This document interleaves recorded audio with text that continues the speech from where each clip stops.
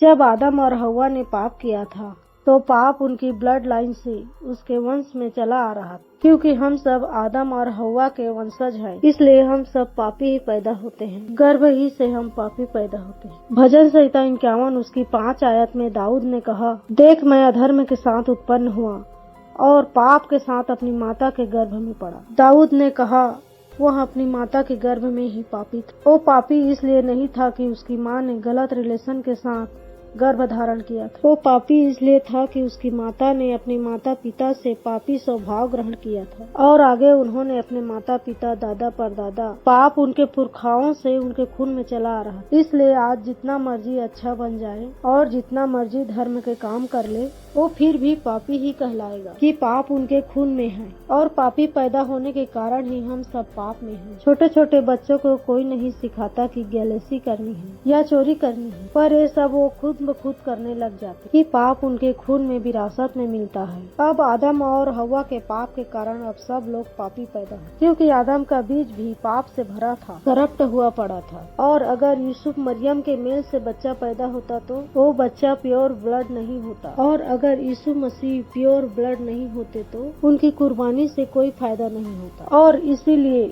यीशु मसीह का पिता यूसुफ नहीं था, यीशु मसीह का पिता खुद यहोवा परमेश्वर था। अब यहोवा परमेश्वर मरियम के गर्भ के ऊपर वचन बोलते हैं। वो वचन शरीर का रूप ले लेता है, जिसके बारे में यूहन्ना अध्याय 1 उसकी 14 आयत में हम पढ़ सकते हैं। आदि में वचन था और वचन परमेश्वर के साथ था और वचन परमेश्वर था। यही आदि में परमेश्वर के साथ था। 14 आयत में लिखा है, और वचन देहधारी हुआ और अनुग्रह और सच्चाई से परिपूर्ण होकर हमारे बीच में डेरा किया, और हमने उसकी ऐसी महिमा देखी जैसे पिता के एकलौते की महिमा। वो वचन यीशु मसीह थे जो मरियम के गर्भ में। अब यीशु मसीह का ब्लड प्योर ब्लड था। वो ना तो माँ के ब्लड के साथ मिक्स हुआ, ना ही यीशु के करप्ट ब्लड के साथ। कि वो ब्लड स्वर्गीय पिता परमेश्वर का था। वो ब्लड गॉड ब्लड। जब बच्चा हुआ तब प्योर ब्लड था, पवित्र ब्लड था। अब ब्लड ने कैसे साफ किया? यीशु मसीह के अंदर मरियम का ब्लड नहीं था, बल्कि मरियम खुद ही यीशु मसीह के लहू के द्वारा बचाई गई। अब मैं आपको बताने जा रही हूँ, इन बातों को बड़े ध्यान से सुनिएगा, क्योंकि ये वचन आपका जीवन बदलने जा रहा है। यशायाह अध्याय 9 उसकी 6 आयत में लिखा है, क्योंकि हमारे लिए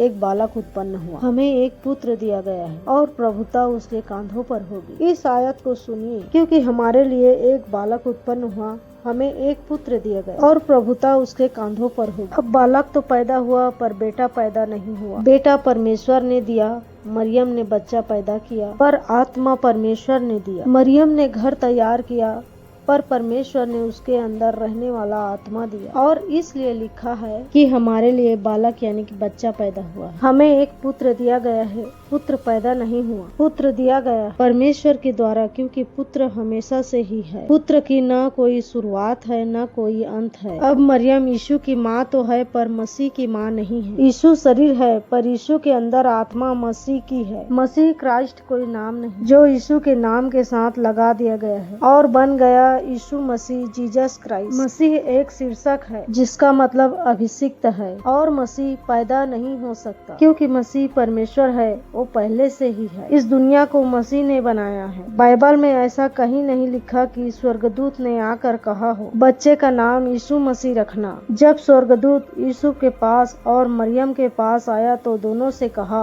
बच्चे का नाम यीशु रखना। स्वर्गदूत ने ये नहीं कहा यीशु मसीह रखना। इसके बारे में लूका अध्याय 1 उसकी 30 और 31 आयत में पढ़ सकते। स्वर्गदूत ने मरियम से कहा भयभीत ना हो, क्योंकि परमेश्वर का अनुग्रह तुझ पर हुआ है, और देख तू गर्भवती होगी और तेरा एक पुत्र उत्पन्न होगा, तू उसका नाम यीशु रखना। फिर मत्ती अध्याय 1 उसकी 20 आयत में स्वर्गदूत ने यूसुफ से कहा हे यीशु दाऊद के संतान, तू अपनी पत्नी मरियम को अपने यहाँ ले आने से मत डर, क्योंकि जो उसके गर्भ में है वह पवित्र आत्मा की ओर से है। वह पुत्र जनेगी और तू उसका नाम यीशु रखना। अब यीशु शरीर है और मसीह है, यानी क्राइस्ट आत्मा है, खुदा है, और इसीलिए उन्हें यीशु मसीह जीसस क्राइस्ट कहा जाता है। यीशु ने मसीह को इस धरती के ऊपर लीगल बनाया, कानूनी तौर पर रहने और काम करने योग्य बनाया। बिना किसी डाउट और सवालों के इन वचनों को सुनते जाइए। मैं हर बात को परमेश्वर के वचन के साथ रूह करता जाऊंगा। अब मनुष्य के पास अधिकार है प्रार्थना करने का, और यही कारण था कि यीशु मसीह इस धरती पर प्रार्थना कर सकते थे, क्योंकि वो इस धरती पर लीगल थे, वे शरीर में थे।